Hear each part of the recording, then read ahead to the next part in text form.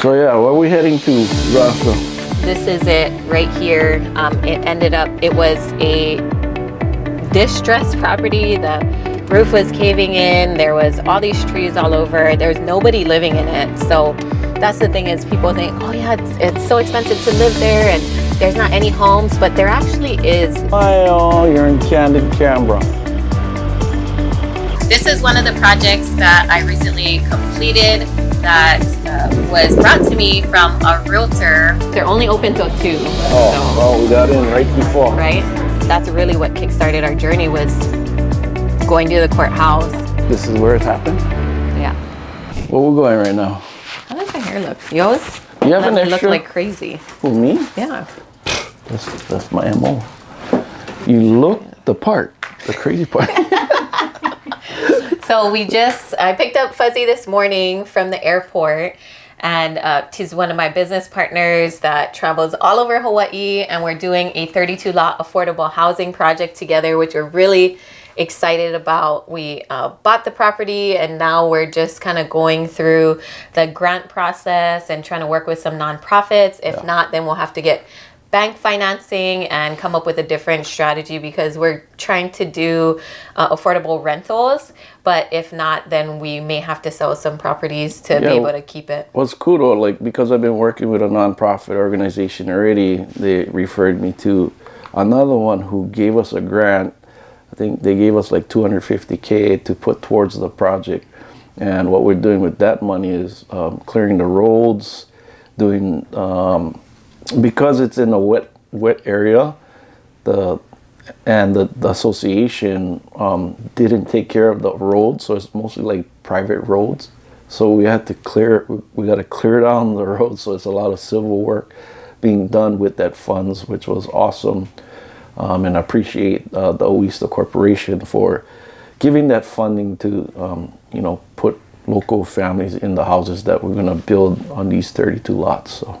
And we just got off a call with our community that we just started, the Hawaii Ultimate Investor community, which is a mastermind that we put together of local people. There's over 100 people in our community right now who are learning about investing, learning about how to build wealth through real estate, and just getting some of these strategies that took us so many years to learn and put together. But our whole goal is to empower more people to be able to stay in Hawaii and live here and know that it is possible. They don't have to move away. And so we just got off an hour-and-a-half call with them, just teaching them about funding, because that's a lot of the worry that people have is, oh my gosh, how do I get the money to buy this deal, or how do I have the money to get started? And we both came from $0, lived in low-income housing and just didn't grow up with money. So it's important to us to be able to teach other people, like, hey, this is how you can do it without money. It's not easy, but it is simple, and we wish we would have known this when we first got started. Yeah, hopefully our story is inspirational to others that's out there that think that they cannot do it, because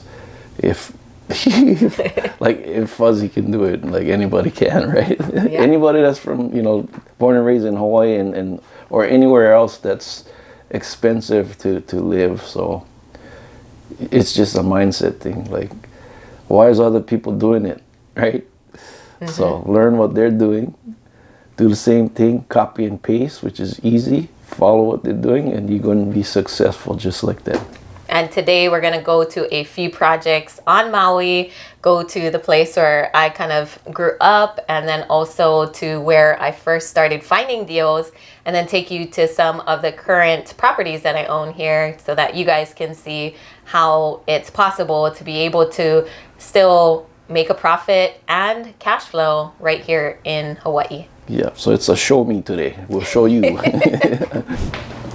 Going out for the day, visiting the projects, and it's a beautiful day in Maui, so I'm excited to take you guys along and kind of see where I grew up and how I got started in this real estate investing business. Yes. So we just wrapped up here. We did a coaching call, and then we had private lender come and give Fuzzy some money for one of his deals, and that's the beauty of just being local here and getting others to see the benefits of investing is you can make your money work for you, whether that be on your own deals or other people's deals. And we actually have a physical location. A lot of people don't realize that We have this office and warehouse where my husband works out of, and so do I for Hui Home Buyers is my renovation company. And so today he let me borrow his truck, so we're going to be going out to different projects, taking out this Ford F-150. Let's go. Okay.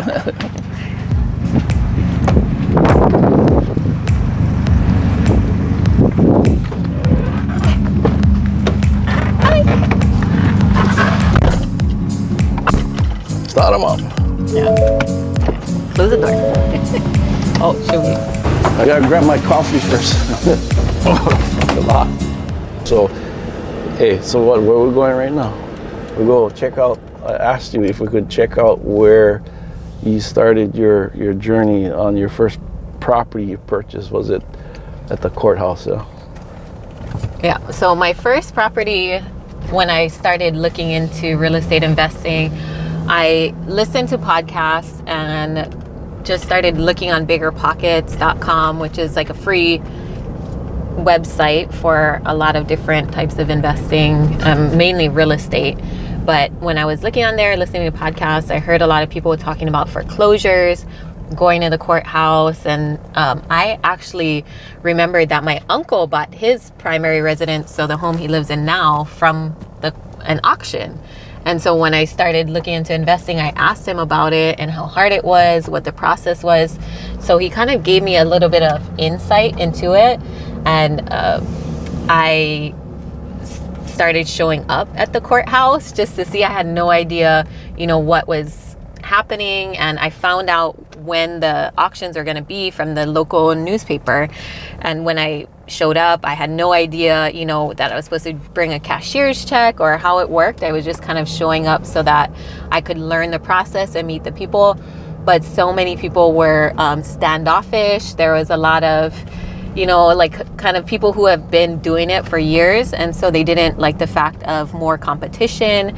And for me, I was just like, hey, I'm going to go there and make friends. But nobody was very friendly with me until I started showing up multiple times. So probably after the fourth or fifth auction that I went to, people started talking to me. And then I started talking with the attorneys. So when they had more properties coming up, or there would be the open houses, I didn't even know they had open houses for pre-foreclosures.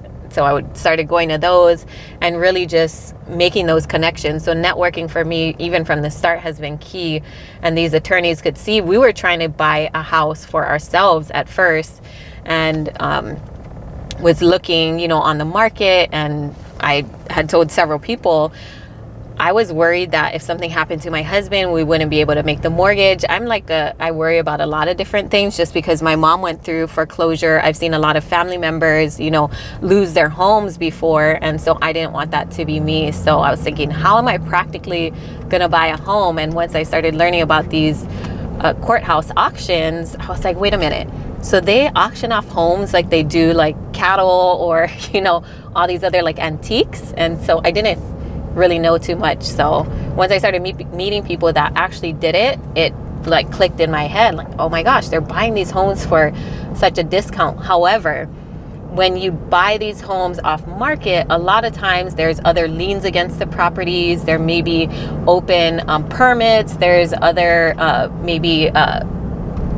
debt held against the property that you're now responsible for. So when you buy it that way, you just have to be mindful that you have to go out and do your own title search and your own due diligence and research, because there may be other attachments to the property that you weren't aware on. So the property that I ended up buying, my first property, it was I think the winning bid was $413,000.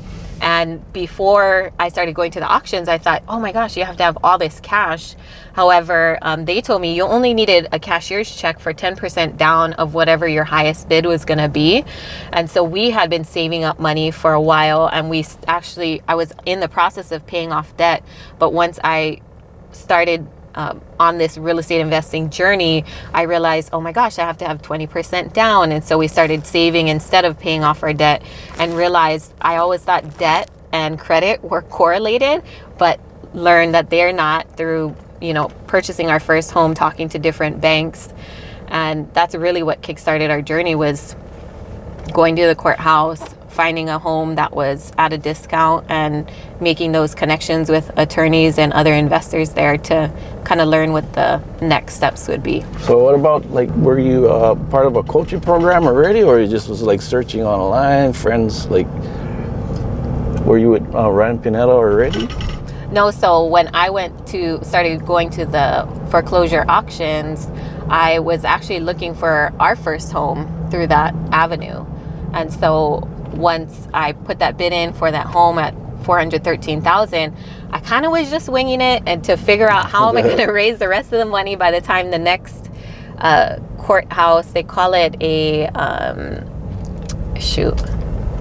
So the first one is just the auction. Oh, commissioner's hearing is the second one. So you don't actually, when you win the bid in Maui anyway, you only have to bring 10% at the auction itself. And then when there's a commissioner's hearing, that determines, okay, when is the next date that you have to bring the rest of the funds. So I was actually able to get a conventional loan on the property because they were going through some kind of, I don't know if it's bankruptcy or something else, where it allotted more time for me to figure out where I was getting the funding. And the home wasn't in that bad of condition. It was just, there was overgrown trees and all that, and I actually had to like turn on all the utilities in order to get the loan. So it is a little bit of a risk, because you still don't know if you're going to actually get the property. So I did have to front a lot of the costs to turn on the utilities, and luckily the commissioner on that, or the attorney for that property, let us go into the property several times. I made friends with him.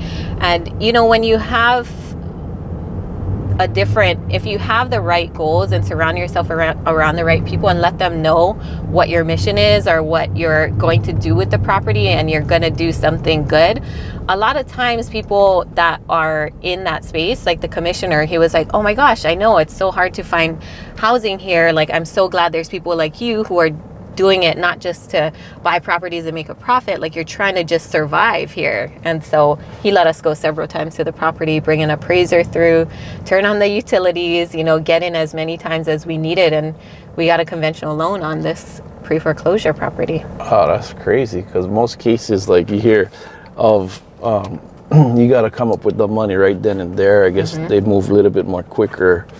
So what a great experience.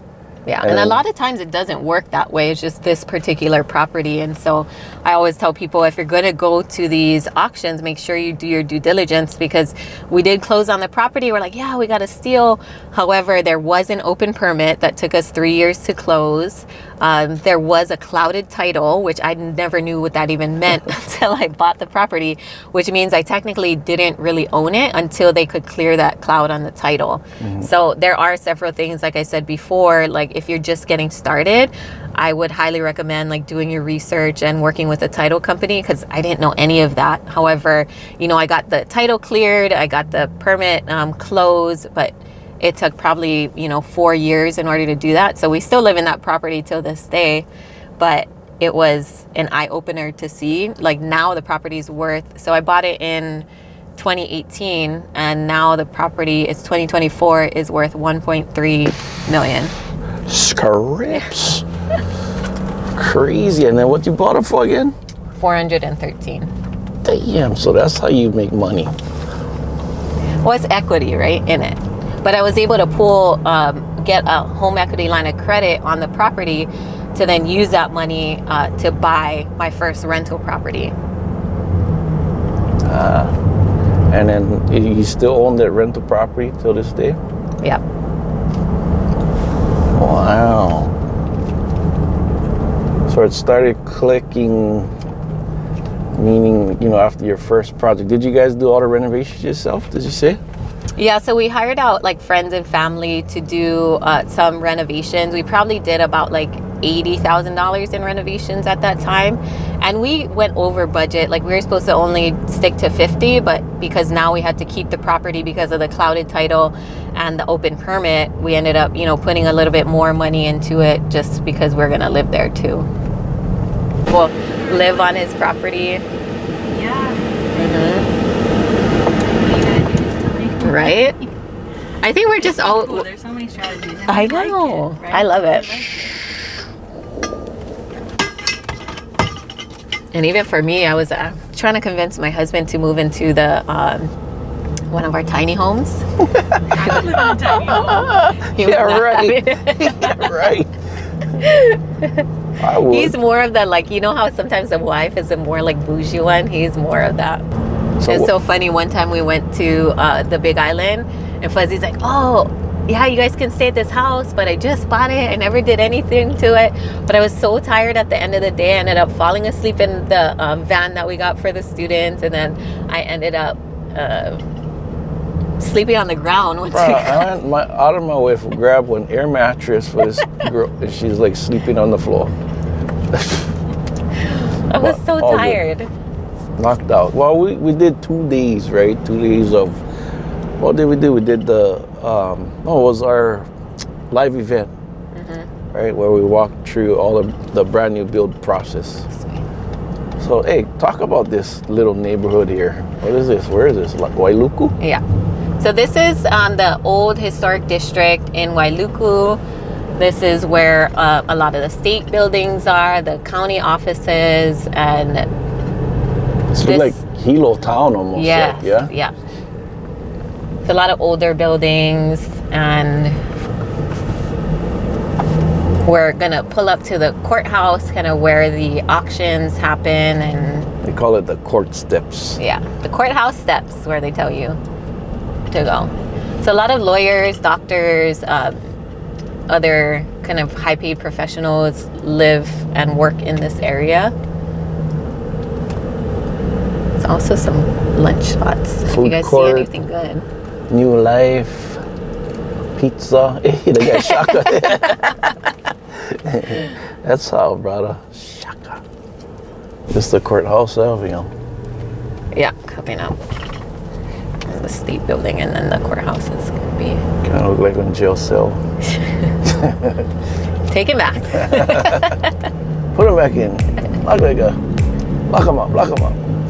Oh, look, of course, McDonald's prime real estate right here. So we're pulling up to the courthouse here. Oh, still an hour and 22 minutes left. Free parking.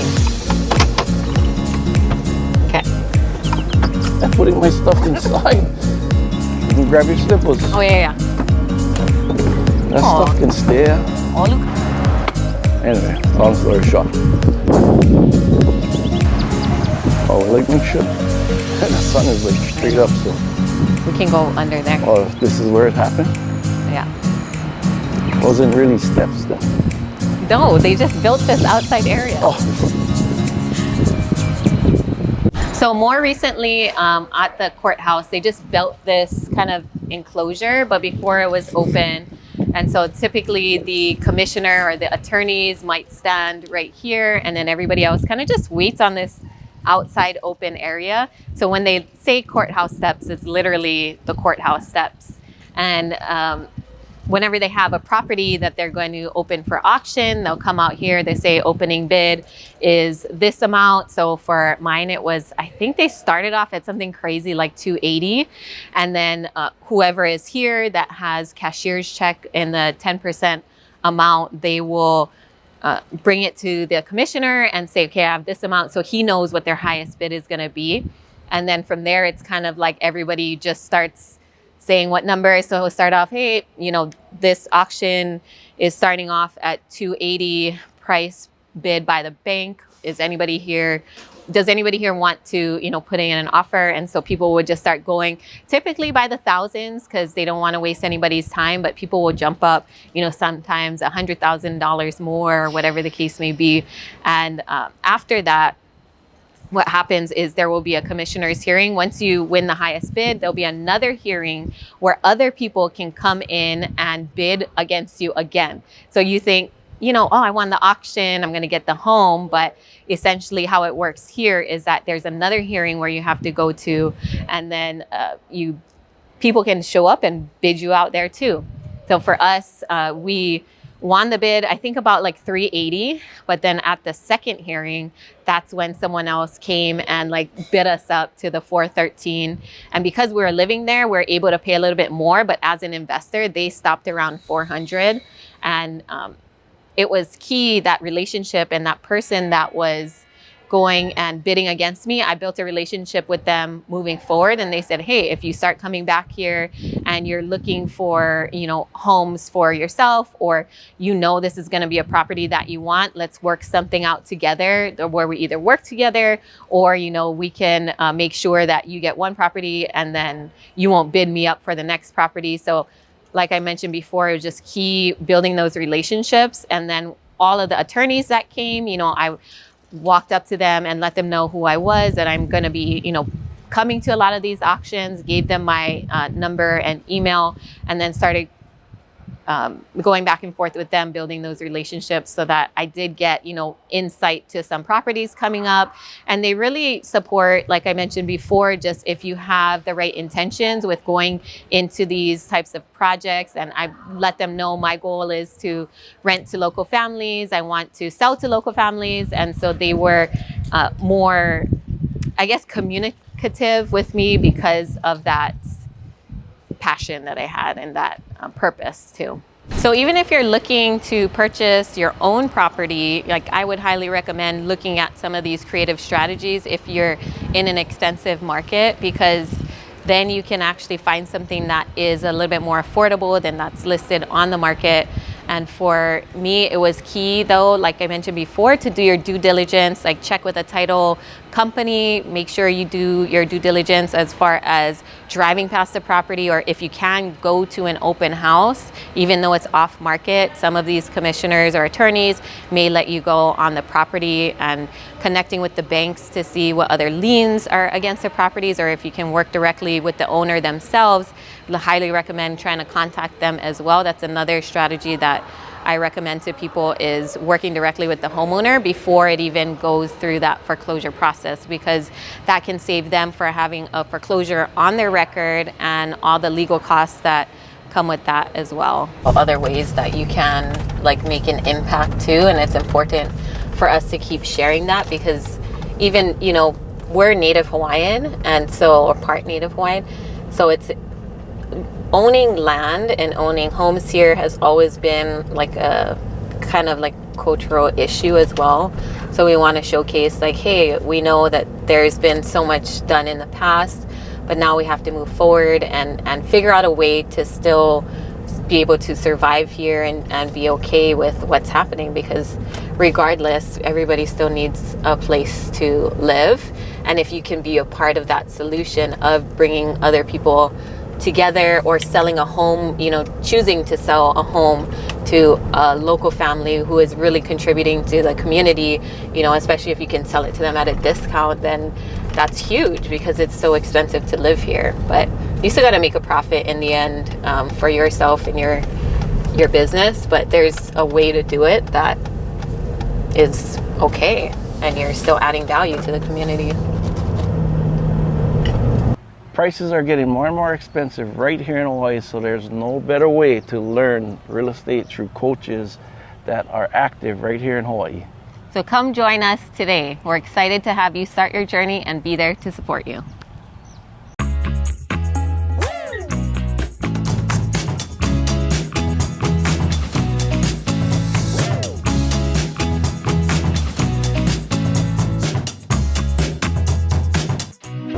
So this next project that we're going to is one that I recently sold a couple months ago to a local family that was actually got outbid for the past year and a half. And if they didn't get this home, they were actually going to move to Las Vegas, which is the 9th island. For people who don't know, most locals move out there because it is cheaper. There's no sales taxes out there.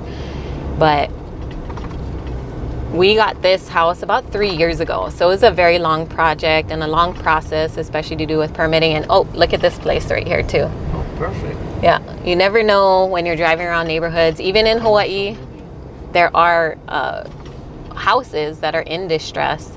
And so this particular house was owned and got inherited by another local, but they were never, wanting to move into the property. They were kind of keeping it for a while to see if one of their family members wanted to fix it up, but it needed a bunch of work. The roof was caving in. That seems to be the story, right? It's like the foundation was shifting. It definitely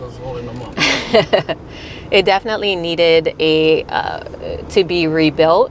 And so we initially asked the homeowner if they could finance the property, because it was in such distress, and it was actually the perfect situation for him, because he was getting some kind of assistance and he couldn't show a huge income. So that actually bought him a little bit more time with trying to sell it. It was a distressed property. The roof was caving in. There was all these trees all over. There's nobody living in it. So that's the thing, is people think, oh yeah, it's so expensive to live there and there's not any homes, but there actually is. If you're driving around any community or any area, you'll notice that there's some homes that are actually inhabitable. So they're like falling down, which you wouldn't think in Hawaii there would be, but there are some people. Like this owner inherited this, so he financed it. We purchased it for $360,000. He financed the whole thing. We gave him I think about a $20,000 down payment, which I raised using private funds, and then it cost us about $250,000 to rebuild this home, or actually do a brand new home, tear down the other one. But however, given the current setbacks, we had to file a bunch of different ordinances and things to get our property, let them know that the county wouldn't be liable, like the driveway site distance, because this is such a small lot. It's less than 4,000 square feet. The home itself is about 1,200 square feet. And so for this home in particular, we didn't put a driveway because we wanted more living area and felt like that was more important than having, a garage. But they were fine with it because we added additional kind of paved areas for there to be more parking. Because this is the older part of Wailuku, there is zero street parking here, and so they appreciated that. We ended up selling it to them for about $900,000, and that was basically a break even for us, or we probably lost a little bit of money. But for us, it was more important to kind of get this off of our books and sell to a local family. So when it got appraised, it actually appraised for $980,000. So they made out with some equity in the home already starting out, and we were able to keep them on island. So that was an important factor for us. And they had a really good, kind of story. And then also, I actually sold this through Instagram. So that's the power of social media again, is we raised a majority of the money for this deal as far as the build costs go through social media and through private lenders, other people who are local, who wanted to make more money on the money that was just kind of sitting there in their bank account. And we're able to provide a home for a local family at the same time who is going to move away, but now they decided, they got a home that they could stay in. And it's the beauty of ownership, I think, is that you get to more decision making, and how you invest really impacts the community as well. So all of the other neighbors who lived in this area wanted, the home to go to someone who would actually stay here long term. And because this is an older area, they were happy to find out that it was a family that was affected by the Lahaina fires, and someone who is going to stay here and actually, be a positive impact on the community. This is one of the projects that I recently completed that was brought to me from a realtor who had talked to the homeowner, wanted to sell, but it was in complete distress. The roof was caving in, the flooring and foundation was shifting. There was so much trash all over, and the renters that she had in it were basically not paying her, and there was just leaking pipes and everything you could imagine going wrong with the property that was happening here. So what had happened was she reached out to me, and she represented the buyer and me as a buyer and the seller. So she made double commission by selling to me, but it was the right fit for the homeowner as well because they wanted to sell quickly to someone who they knew would close and just be, move on from the property, which is a lot of the homeowners in these types of situations. And so the benefit to the realtor was that she made double commission, and then we also, for those who are just starting out, gave her the option to also represent us after we fixed it up and went to go sell the property. So that is one way to create relationships with realtors where they can make way more commission than they would have just representing the seller. So we ended up purchasing the property, I believe, for around $375,000. We put almost $300,000 into it, and we sold it just under $1 million to a local family. It is a 3-bedroom, 2-bath with a separate detached ohana, so a detached cottage. That it was a local family who is also going to be taking care of their parents. And so for us, we like to be mindful, not only making money and making profits, but also who we are selling the properties to or renting the properties to as well. Right now we're headed to one of the most famous places to have lunch and has the best noodles, samsatos. They've been around for a long time, and anybody coming to Maui, this is always like one of the local secret spots that people like to go to. And it's still a family-run business and small, located in a small building. Support local, eat some Saimin. Let's go. You've been here before, yeah? Like a hole in the wall, yeah. Should we go on this booth or should we go? Yeah. So we're here at Samsato's, which is one of the local hotspots. It is one of those hole-in-the-wall places. They have the best dry noodles I've ever had, and they put lots of meat on it. They also have really good barbecue sticks too. Super dry. You ever tried that? The super dry? I like the moist noodles. Oh, with veggies. So this is more of like a family-run business as well. The owners have got this place passed down from their parents, and then also their kids actually work at the register too. So it's always good to support local when you can. Support local, right? Large dry noodle. Is your extra dry ones common, or what is your most popular? Yeah. So all the regular noodles get green onions, bean sprouts, shrimp soup, pork. The only difference is the super dry. That just means more veggies, more like cabbage, carrots, broccoli, scrambled eggs. But all the dry noodles will get a small broth. I like the teriyaki. What do you guys get? Teriyaki beef. What is that? Oh, looks good. The dry noodles. I got the teriyaki. 2 scoop rice, mac salad, water. And then, I don't know, that's miso soup.